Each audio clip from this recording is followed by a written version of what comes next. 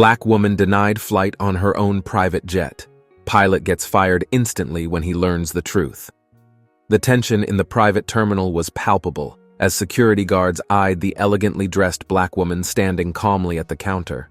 Her sharp tailored suit and understated diamond earrings screamed power, but her serene expression belied the brewing storm. Across from her, a pale, flustered pilot stood, his lips curling into a smirk. "I'm sorry, ma'am," the pilot said with a tone dripping in condescension. "This jet belongs to one of our most prestigious clients. Perhaps you're mistaken about which terminal you should be in. But before we dive into what happens next, I'd love to know, where are you tuning in from today? Drop a comment below." The woman, introducing herself simply as Naomi, raised an eyebrow. Her voice was firm but controlled. "I am the client. That's my jet." The pilot chuckled, clearly not believing her. "Right. Look, I don't have time for this. If you don't leave voluntarily, I'll have security escort you out." Naomi didn't flinch. She took out her phone, scrolling through a series of emails, and calmly held it up for the man to see. It showed her ownership details, a flight itinerary with her name prominently displayed, and correspondence from the very company he worked for. Still, the pilot waved her off. "Anyone could fake an email. You really think I'd fall for that?" One of the security guards shifted uncomfortably. "Maybe we should verify, sir," he murmured, but the pilot silenced him with a glare. "You people always think you can barge in where you don't belong," the pilot sneered, his true colors shining through. Naomi took a deep breath, her calm exterior starting to crack. "You have exactly 2 minutes to apologize, verify my identity, and prepare that jet for takeoff," she said, her voice like ice. "Or I promise your career ends today." The pilot laughed outright. "What are you gonna do, call the cops?" Naomi didn't respond. Instead, she dialed a number and stepped aside, speaking softly into the phone. Moments later, a sleek black SUV screeched to a halt outside the terminal, and 2 impeccably dressed lawyers stepped out, flanked by armed private security. The terminal staff froze as the lawyers stormed inside, their presence commanding the room. The taller of the two, a sharp-eyed man with a briefcase, walked straight up to the pilot. "You're Captain Alan Briggs, correct?" he asked. The pilot frowned. "Yes, but—" "You're hereby relieved of your duties effective immediately," the lawyer interrupted, pulling out a folder. "This is a termination notice, signed by Miss Naomi Sterling, the owner of this aircraft and CEO of Sterling International. You've not only violated company policy, but have also exposed this organization to potential legal action for racial discrimination." The pilot's face went ashen. "Wait, CEO?" Naomi stepped forward, her posture regal, her expression cold. "That's right. You refused to let me board my own jet because of your ignorant assumptions, and now you're fired." The room was dead silent. Even the security guards looked shocked.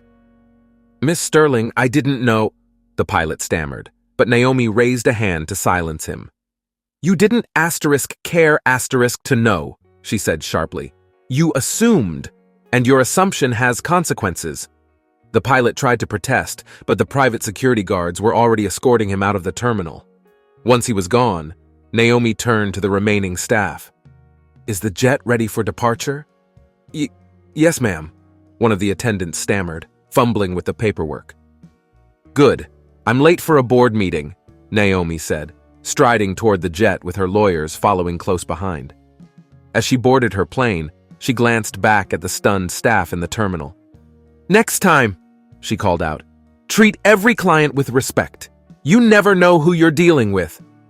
By the time Naomi took her seat in the luxurious cabin, her phone was already buzzing with calls from media outlets.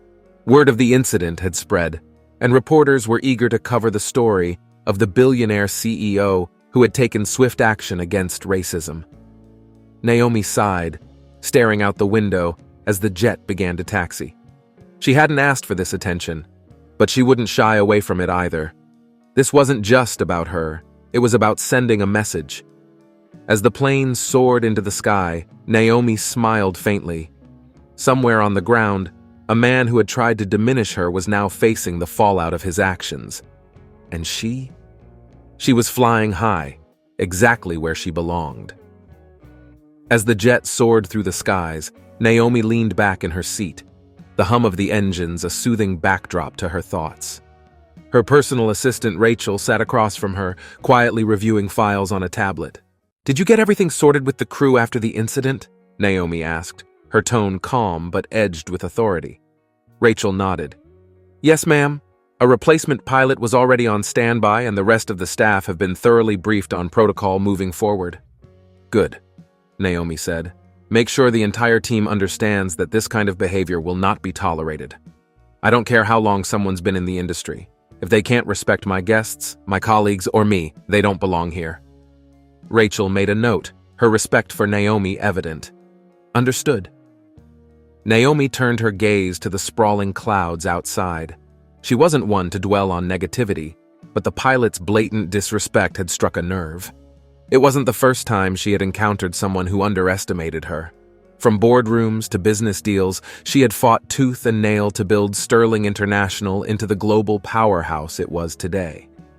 This incident wasn't just another example of ignorance. It was a reminder of why she had to remain vigilant, even at the pinnacle of her success.